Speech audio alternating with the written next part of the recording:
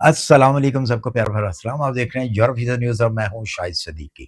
अच्छा जी, आप यूरोप जाने के लिए परेशान हैं, आपको कुछ समझ नहीं आ रही कि 2026 के अंदर कौन-सी कंट्री में जाया जाए, जॉब करने के लिए? माल्टा जाएँ, इटली जाएँ या स्पेन जाएँ? आज इस वीडियो के अंदर मैं आपको बताऊँगा कि सबसे आसान रास्ता कौन-सी कंट्री का है। जैसा कि आपको मालूम है कि मैं कभी भी हवाई बातें नहीं करता, आपके सामने एक हकीकत रखता हूँ। पसंद करना फिर आपका काम होता है कि आपने कौन-सी कंट्री में जाना है। आज मैं आपके लिए 3 कंट्रीज़ आपके सामने रख रहा हूँ, जिसके मैं फ़ायदे भी आपको बताऊँगा कि आपको क्या-क्या बेनिफिट मिल सकता है इन कंट्रियों के अंदर और सबसे जल्दी वीज़ा जो है, आपको वर्क परमिट जो है, वो किस कंट्री का मिल सकता है। तो साथ रहिए, अगर आपने रियल में अगर कोई अच्छी इन्फॉर्मेशन लेनी है तो फिर कि इस चैनल को जो है सब्सक्राइब करें। जो नए आने वाले हैं और जो पुराने लोग हैं, मेरे देखने वाले, मेरे चाहने वाले, मुझसे प्यार करने वाले, वो इस वीडियो को लाइक करें। अगर मैं माल्टा की बात करूँ, माल्टा कंट्री की, तो सबसे बड़ी इसकी हकीकत मैं आपको बताता हूँ कि माल्टा में सबसे बड़ा फ़ायदा आपको क्या हो सकता है।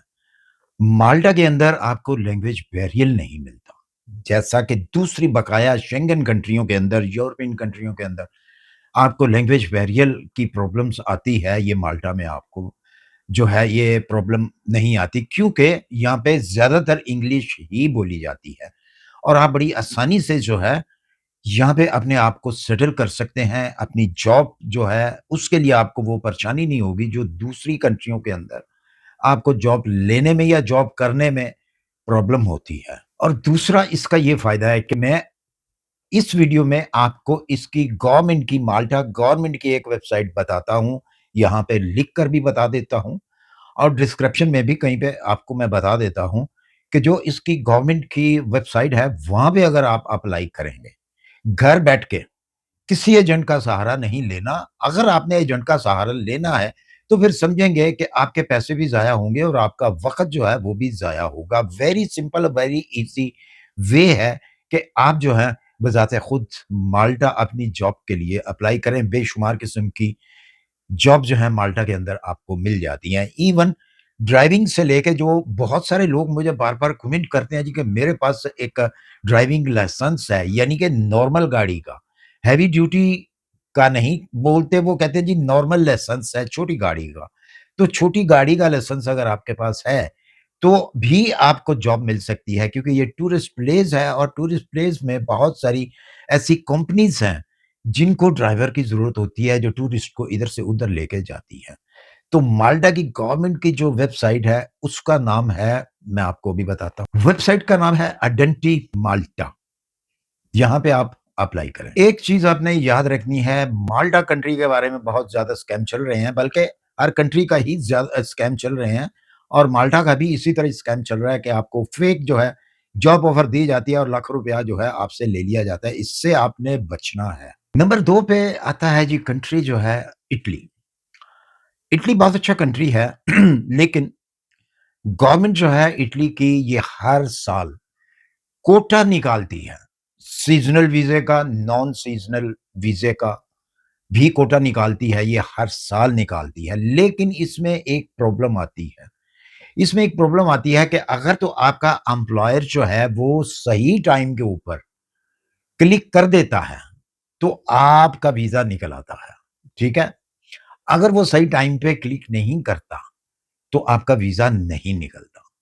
ये डिपेंड करता है आपके एम्प्लॉयर के ऊपर क्योंकि ये कोटा सिस्टम जो है, ये हर आदमी बज़ाते खुद जो है अप्लाई नहीं कर सकता। यानी कि अगर मुझे ये एक जॉब चाहिए इटली के अंदर, तो मैं उसको अप्लाई नहीं कर सकता।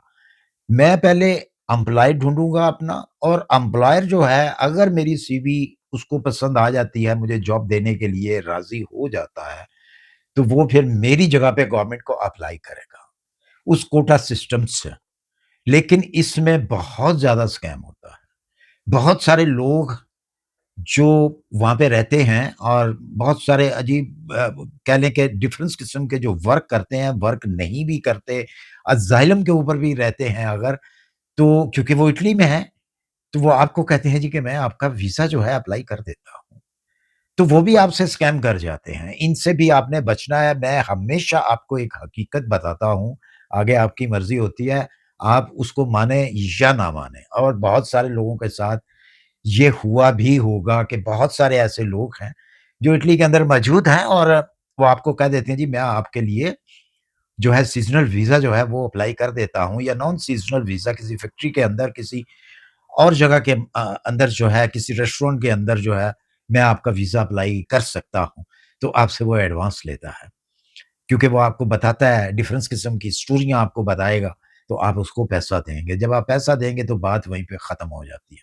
फिर आपको वो लारे लगाता है। लिहाज़ा मतलब क्या हुआ कि आपने अगर इटली जाना है, इटली के अंदर अगर आपने वर्क करना है, सीज़नल हो या नॉन सीज़नल हो, तो आपने बज़ाते खुद जो है एम्प्लॉयी ढूँढना है। लास्ट वीडियो में जो इससे पहले मैंने वीडियो बनाई थी, उसके अंदर मैंने ओरिजिनल एम्प्लॉयर का एड्रेस भी दिया हुआ है, यानी कि उसकी जो वेबसाइट है वो भी मैंने दी हुई है, वहाँ पे उसको उस एम्प्लॉयर को जो है वो अपनी एप्लीकेशन दे सकते हैं। स्पेन के लिए भी दी थी और मैंने आपको इटली के लिए भी दी थी।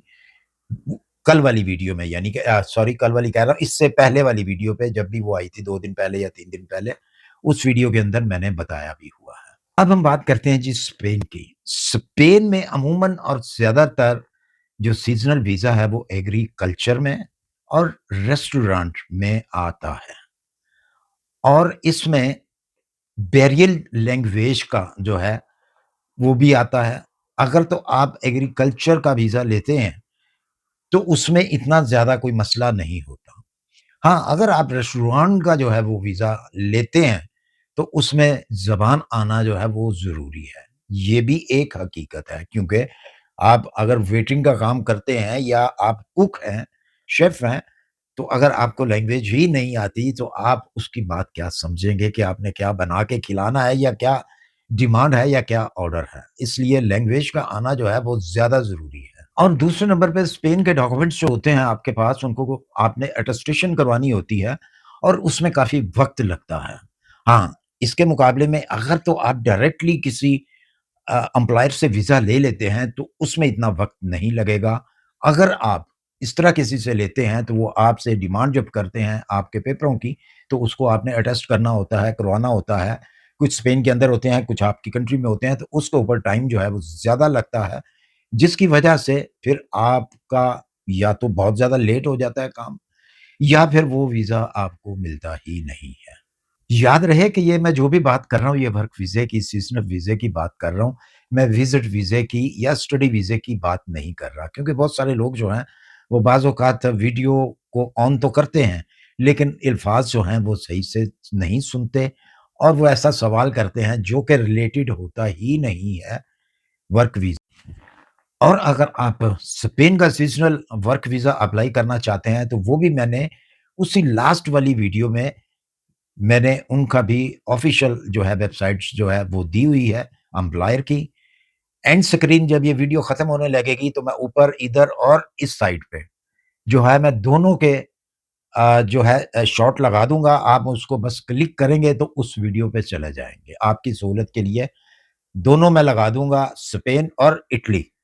दोनों के आप वहाँ वहाँ से आप ले सकते हैं, जो कि ऑफ़िशियल गवर्नमेंट के एम्प्लॉयर होते हैं। अब आते हैं जी सबसे अहम सवाल की तरफ कि आपके लिए कौन-सी कंट्री अच्छी रहेगी? अगर तो आपको इंग्लिश अच्छी आती है, कंप्यूटर चलाना जानते हैं, जॉब खुद तलाश कर सकते हैं, तो फिर सबसे बेस्ट है आप माल्टा को चांस दें, क्योंकि वहाँ पे लैंग्वेज बैरियर और अगर आप एग्रीकल्चर का काम जानते हैं मतलब कि खेती-बाड़ी को आप जानते हैं, तो आपके लिए अच्छा ऑप्शन स्पेन का जो है वो हो सकता है क्योंकि ये सीज़नल वीज़ा स्पेन ने न्यू निकाला है। तो जी, अब हम आते हैं इटली की तरफ।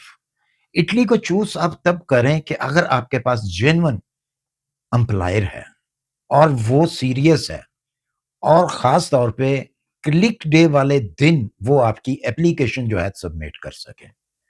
तो आपके लिए इटली भी बेहतर है। अगर आप किसी एजेंट के चक्कर में आएँगे तो पैसा सिर्फ़ और सिर्फ़ आपका पैसा और वक़्त जो है, वो ज़ाया होगा, बाकी फ़ैसला आपका है।